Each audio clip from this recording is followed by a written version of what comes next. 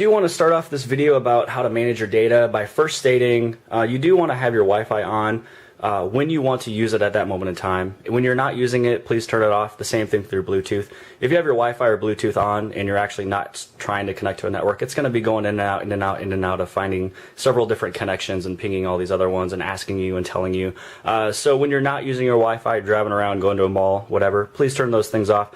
When you do get home, turn it on and connect to your Wi-Fi. So that's one way to actually help you out with your battery. So now that I kind of gave that little disclaimer about there, let me show you guys that there is actually a native app on the phone before I show you the app that I use. First off, you're going to hit on your menu and settings. Underneath here, you're going to see where it says data usage. Some people have seen it, some people have not played with it. If you guys kind of want to know how this thing works, this is where you can turn on and off your mobile data. If you want to set your mobile data limit so you don't go over it, or if you have a child or someone that's on your plan and you do not want them to go over their data usage, this is how you can do it. The red line here, this is where you can move it up and down. So right now it's set to about 4.6 gigs. I can bring it all the way down to 3 gigs since that's where I'm at, and it'll completely cut off my phone and turn off the mobile data once I hit that. You can also have it set a warning at 2.7, or you can bring it wherever you want to give you a warning, just to let you know. But I usually don't restrict mine. I'm doing pretty good with that. So if you do need to restrict it, that's how you can do it. The other thing is that you can move these back and forth to actually show you different days and how much is being used. So if you want to limit it and see what's going on for 7 days or 1 day, you can move those around.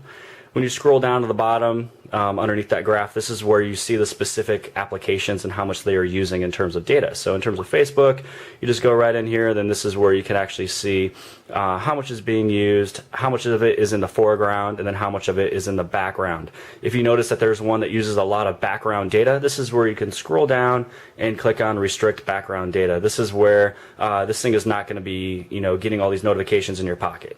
So if you have an app that uses a lot, you might as well just restrict it. That way it's going to save you battery as well as data. The other thing is that if you do turn this on, probably for Facebook, my guess is that you will get these notifications. You just have to go into the application itself and hit refresh, and it's going to pull it up. So it will give you everything in terms of your foreground, or if you're connected to Wi-Fi. So that is what the restrict data is for. Now, how I manage mine is going to be through an app that's called Onavo Count. So I'm going to open up Onavo Count. And what it's going to happen is when you first open it up and you first download this thing, it's going to ask you when your billing cycle starts, and then also how much gigs you have.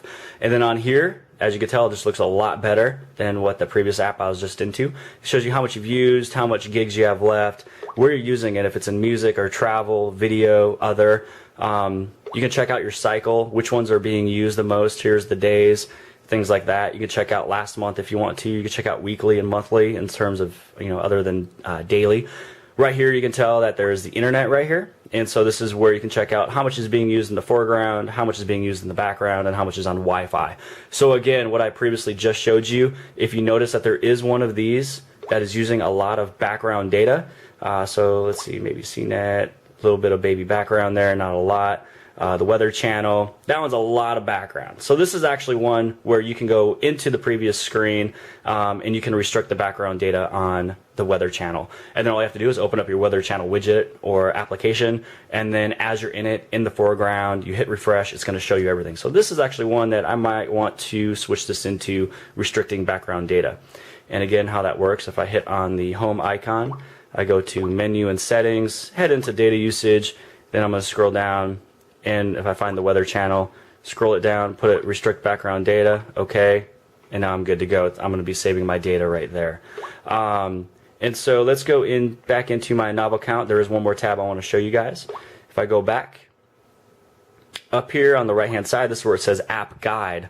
The App Guide actually shows you what is the top trending 20 applications that's using the most data. So if you notice that you have downloaded every single one of these 20, or you have half of them, I would say you might want to start looking at these and which ones is using the most, either restricting the background data or just deleting them entirely. So this is the most used apps.